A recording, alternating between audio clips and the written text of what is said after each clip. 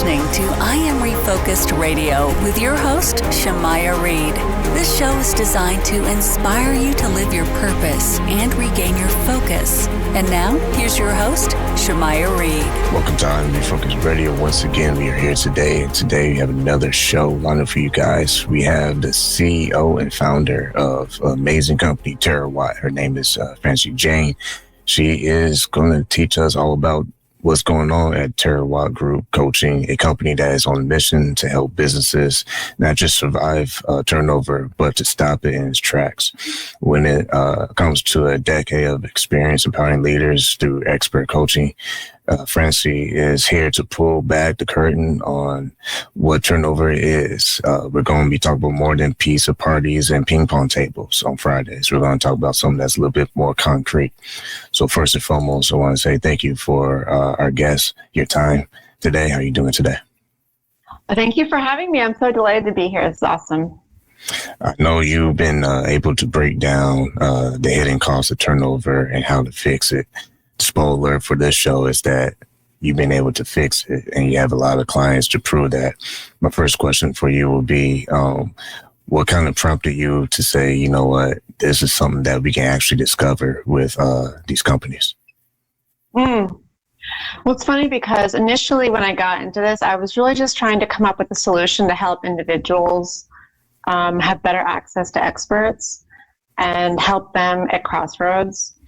And I actually, before I did this, I worked in finance. And so a lot of my time was spent with, reading the research and reading books and just really understanding coaching, professional development, all kinds of things that companies could do and like what the impact was. Because I was always looking for like the tangible outcome, like what did the research show?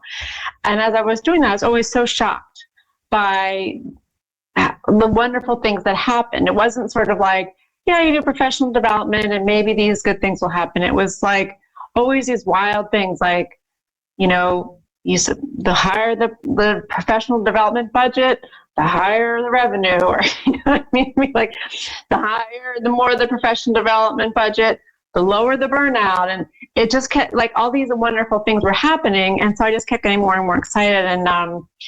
And so then as I sort of developed this company and figured out that it was really like a marketplace and that was really the best way for me to help people, it just became a really nice way for me to help people understand the why, like why you would want to do group coaching.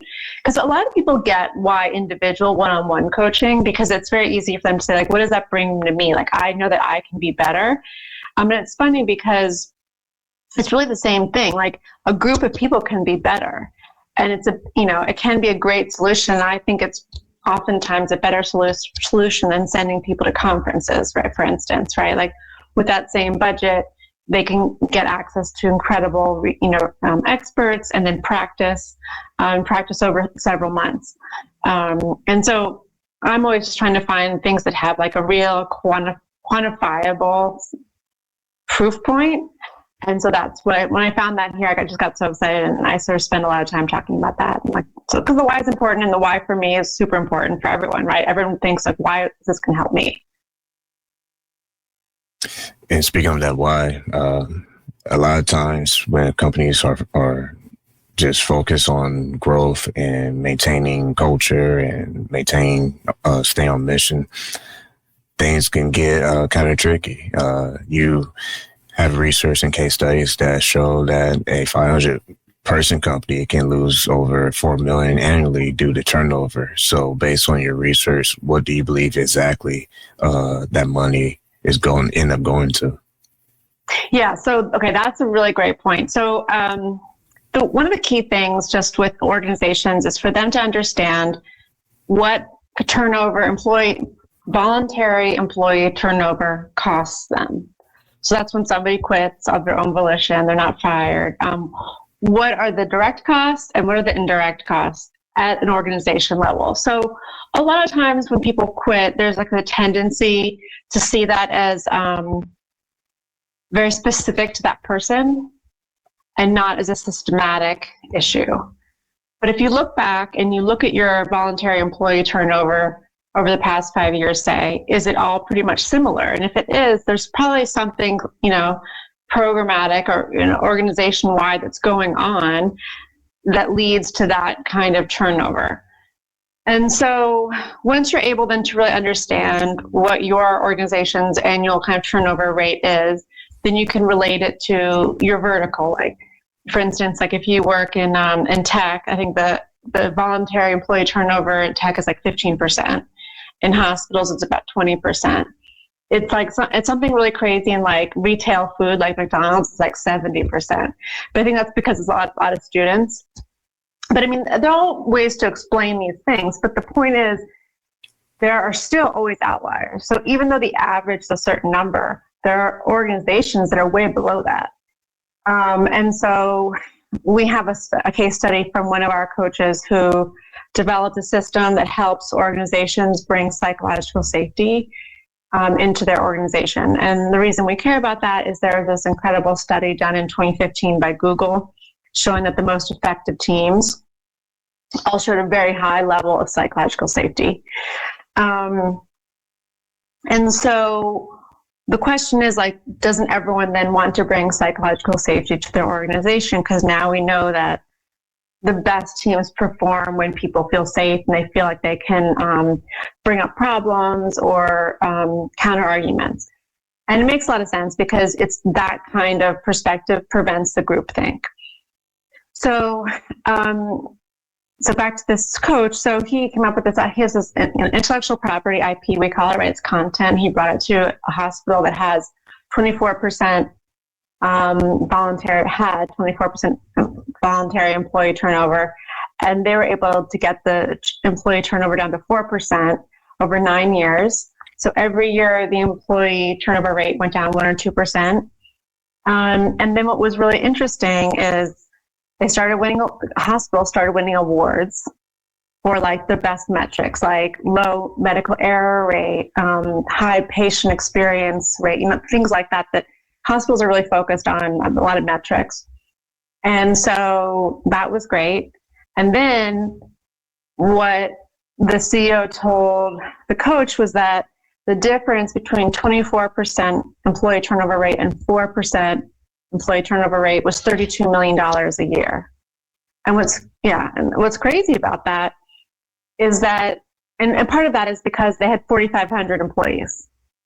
So that's a big organization, but a lot of that I think came from they were probably using travel nurses.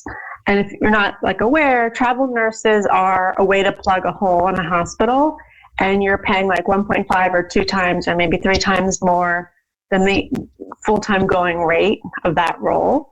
But the idea is someone will come for 13 weeks and they'll be there like 100%. And you're not kind of like hiring a person. And so, so basically all these great things happened. They had an extra $32 million a year that they could decide what to do with.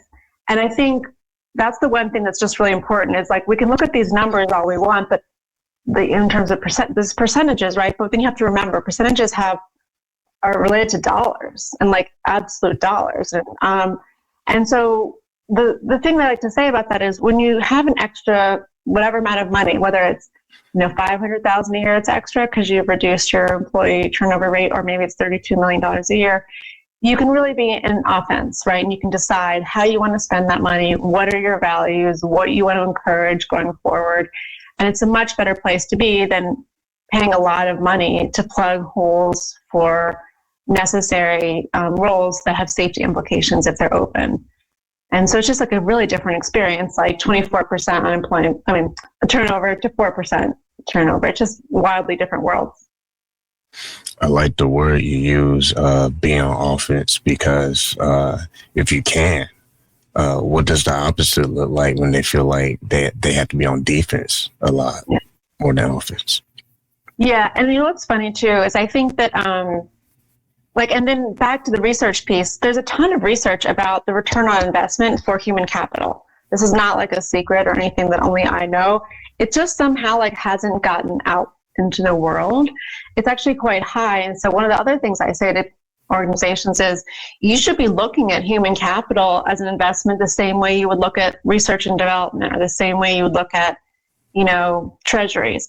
Anything the CFO is looking at as like an option to invest in for the available cash, a human capital should be there, because one of the top lines on the income statement is salaries.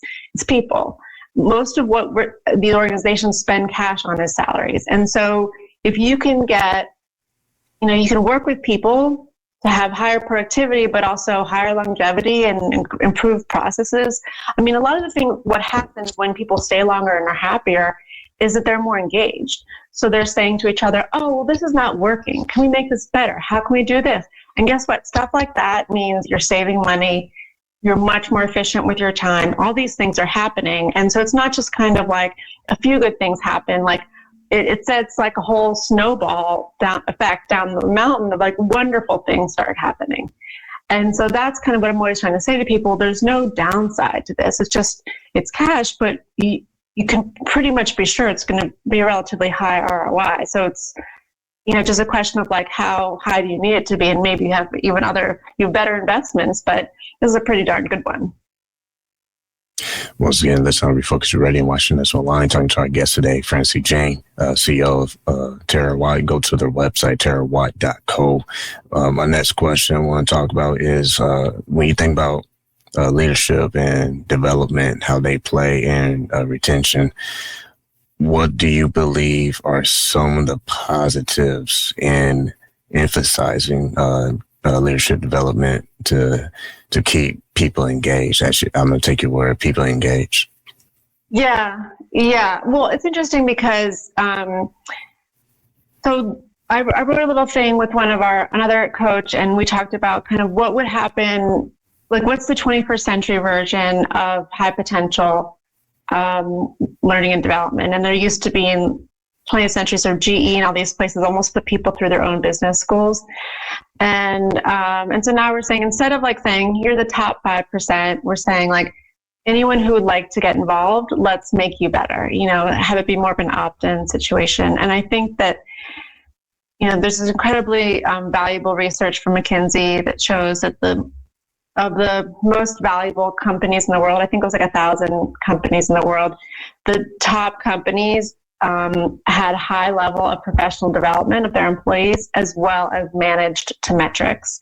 And so what that means is like any person who's like a leader who is considered valuable for the organization, or even somebody who's at the very bottom who's maybe not considered valuable, it turns out that everyone really starts to thrive when professional development is kind of a part of their annual compensation. And then you can also get to other aspects, which is, there's also a statistic that a lot of people don't leave jobs, they leave bosses. And so then you also have the component of like, I was talking to somebody the other day and they were saying like, there's a difference between like managing and leading. And then you get into that component too, like, because really anytime when like someone's reporting to you, you could help them be their best self, or you can help them kind of get the job done. And I think that what I would rather be as an employee is someone who is feeling like I'm able to be my best self. I'm really understood about who I am. Like, and either if I want to work on my weaknesses or I want to work on my strengths, or even have a person say to me, what's the career that you want? What does that look like? And helping you angle towards that. And certainly like that's easier for larger organizations and smaller organizations.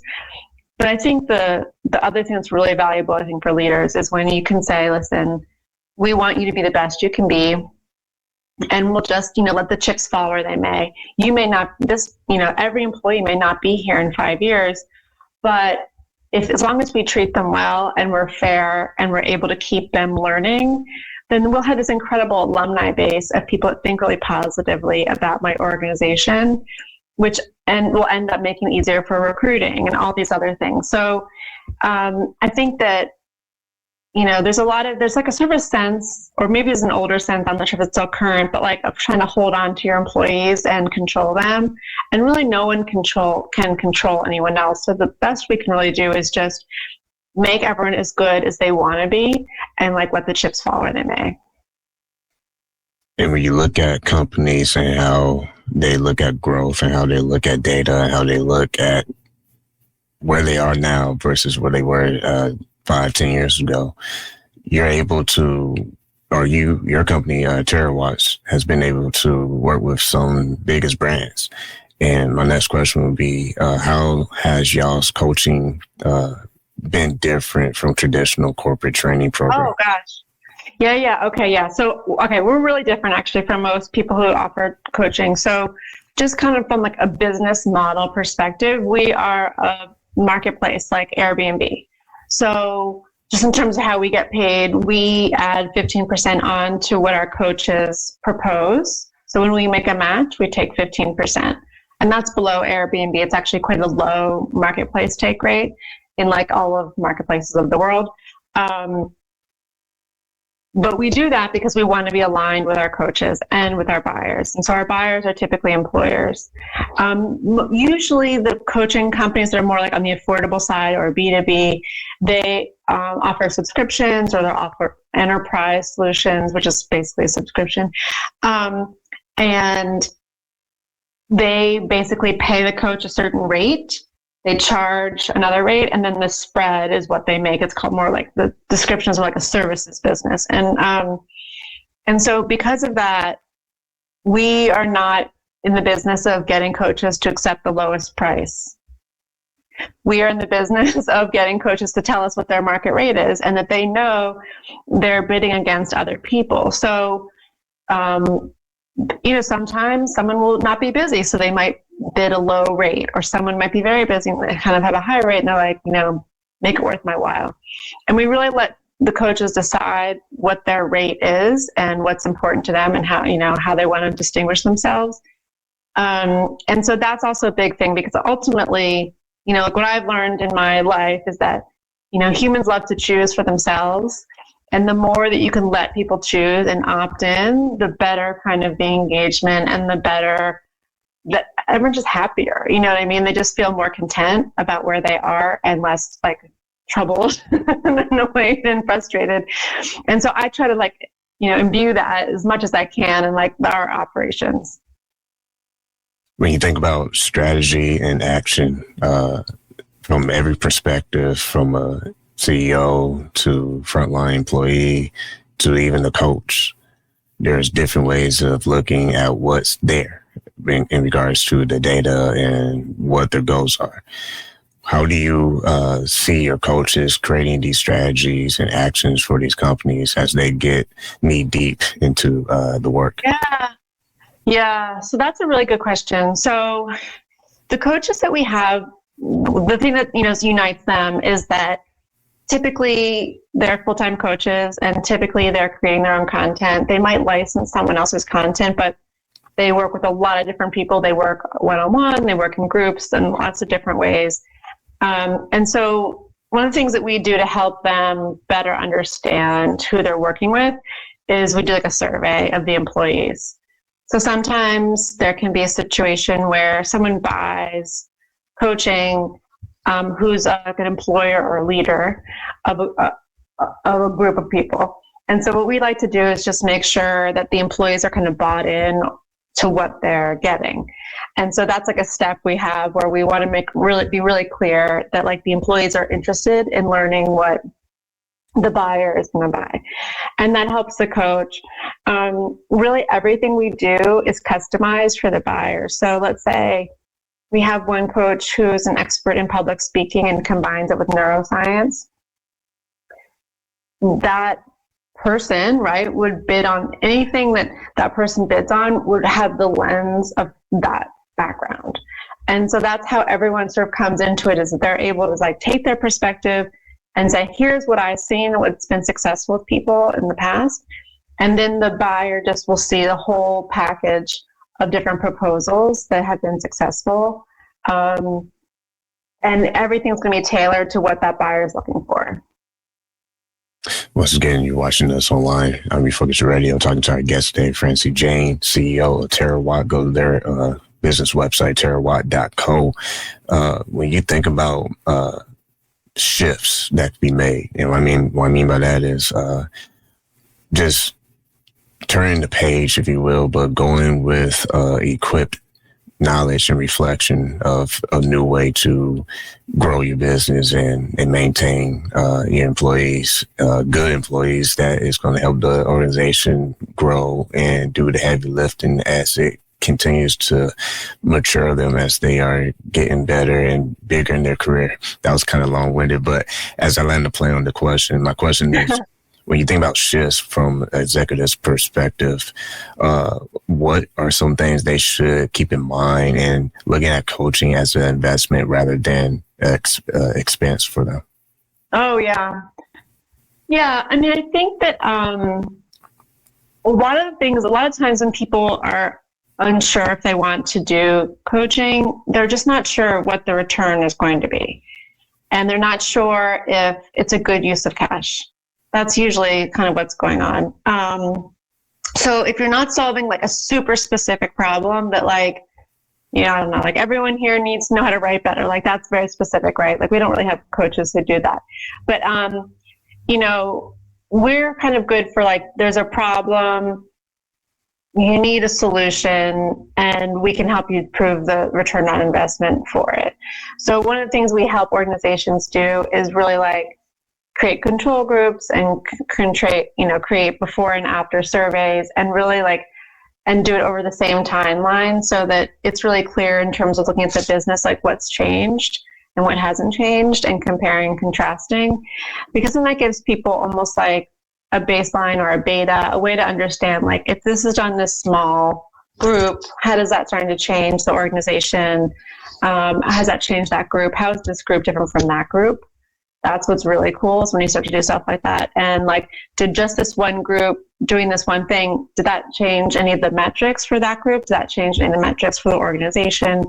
And I think the more that you can really look at first you have to get like the baseline, which is kind of what we talked about before earlier, right? Like one of the baseline of what your employee turnover is, just period. And is that the same it's been for the past 5 years? So it's the same for these groups. Like what are the metrics that they're coming up with that they're managing to? And does anything change when you bring in coaching? And does anything change for the broader organization? And that's all measurable. And then there's even really cool, super cool, like accounting metrics for human capital, for like the accountants of the world and the CFOs of the world. I'm not an expert on those, but you can bring that to the finance, team as well. And they can put that in their reports. And you can start to look at it. It's basically kind of like return on investment type stuff, but it's looking at it through like GAAP and different accounting mechanisms. And so I think that and then when you're able to do it internally and you start to see the numbers and you see what shifts and change, then it's a little bit easier to become a believer. And that's kind of what we pitch is like, we're not saying to organizations come in and let's do this all immediately with 5,000 people. It's more like, let's do a beta. Like we had a thing. Let's do a beta, see if it can be improved. And then if you like it, we can roll it out to a larger group. When you look or at even the just future, another group, right? It doesn't have to be like a huge change. Can we make? Yeah. when you look at the future of speaking of working in groups, when you look at the future of the style of leadership and developing within the organization through coaching, what do you see might be something that is popular in the next 5-10 years? I agree. I think one of the really cool things that should happen, at least, I'm not sure if it will, but should happen, is that I think professional development should be a percentage of everyone's salary within an organization. And then they can choose how they want to spend it.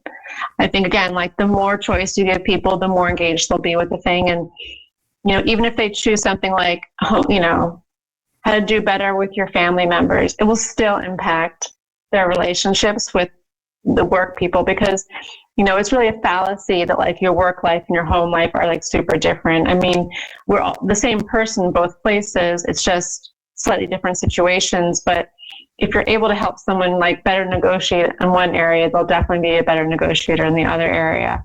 And same things with maybe a better listener, or maybe a better problem solver, or maybe a better communicator. And so or maybe you just have fewer problems at home, so you're able to devote more energy to work.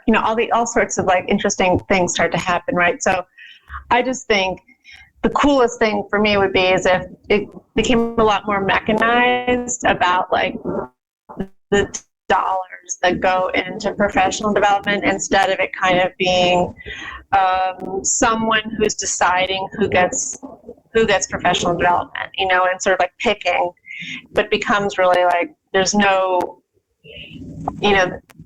what's the word, subjectivity to it. Everyone gets a certain amount, and that person can decide what to do with it. Like we've seen some surveys in the past that we put together, but that like different ethnic groups saw things differently at companies. It was fascinating. And I think what that really means to me is like, you have to wonder, like, are they organizations where there's like a picker of professional development and recipients of professional development? But if everyone's getting it, and if everyone's getting, let's say like 3% of their salary as a budget to spend on whatever you want for professional development, that's a way for it to really be fair across the organization, and it not be like, some people deemed, high potential or anything like that. Like really, like everyone has the potential. I think everyone has the potential to be an A+ employee. It's just that sometimes people don't exactly understand what's being requested of them, or maybe they have other problems they're sort of working with. But I think if you give everyone the tools, they can decide for themselves, like if they want to be an A+ player or, teammate. Yeah, with that said, kind of ties into my next question. You hit on diversity moments ago, and not to get political, but when you think about what your company is doing to help businesses with these coaches and building bridges between them and these coaches, what are some of the things, just to dive deeper real fast, that you believe countries long-term can benefit from with working with these coaches and understanding that everyone's unique? Well, because ultimately it's like everything. It's like diversity. It's like people. Everyone has different families. Like it's impossible to know what someone grew up with and what someone else grew up with, right? I mean, meaning like entrepreneurship was not really like a thing in my family, and so I didn't have a lot of support from my family to do entrepreneurial things. So I had to find that support from outside of the family. And it's the same thing for coaching. Like, if you want to switch careers, or if you have this big, bold idea, it can be really valuable to have a coach who can help you make a plan to get there, because they are trained in helping people plan for the future and do things that they want to do in their heart, instead of just sort of like playing the safe thing. And like this impacts everyone, right? Because everyone has different families, different cultures, whatever. And if you're not the average of the average of the average, and you want to do something different, like that's how coaches are super valuable and help you. And I think, like, I'm not a coach, and I've never been a coach, but I love being coached, and I used to have a therapist, and I love that experience where you're able to like learn from people who are they know how to make you better, and that's just an incredible tool. And like, for everyone to just have more opportunities to like rise in whatever way you want, right? Like one person might say, you know what, I really wish I were a better writer. I want to write a book. And that's their like big goal in life. And like, there are people that can help you do that. Someone else might say, it's really important for me to start a company. I want to figure out how to do that and make a plan. And everyone has different, goals. And that's kind of what coaching is like having a big, exciting idea that makes you excited about it, but also willing to work for it. And then having another person come in and say, okay, let's make a plan, instead of what could happen, right, is you could have a family member, or we don't have the money for that, or whatever the thing is, right? Like the crazy things that you hear from your family members. And that's why I just think that coaching is just such an unlock, because you really can be the best that you want to be, and like find a way. It doesn't have to be playing small ball, right? Like it's like the offense thing. Like, play offense with your life. Once again, been listening to our Refocused Radio and watching us online, talking to our guest today, Francie Jain, founder and CEO of Terawatt Group Coaching. Go to their website, terawatt.co. Before we let you go officially, my last question is, I kind of said earlier, is you all, through your company, have been able to work with some big brands, major players in the industry, across many industries. What do you believe has been a part of your success with how your company is ran? It's a really good question. I think that, well, for one thing, I'm not actually the expert, right? I'm the matchmaker. So that's one thing that I really enjoy, because I like to sort of be the person who's the negotiator, the matchmaker, and I don't have to be a perfect expert in all the different ways to coach someone. But I know we've got over 100 people that are. And so what I think what we've done really well is just say, listen, like, we're not coming to you with like one solution. We want to know what the problem is and bring a solution for that. And I think that really makes, I don't know what the word is, but makes people feel like a little bit more relaxed, because we're not trying to sell them hard on some solution, and how can we help you in a very specific way, exactly what you're looking for. And like I said before, always this thought of like, well, what does it matter to me? Why does that matter to me? Like, what about me? What about my exact issues? And I think that we're able to really like target the exact personal or organizational issues that an organization or a person might have.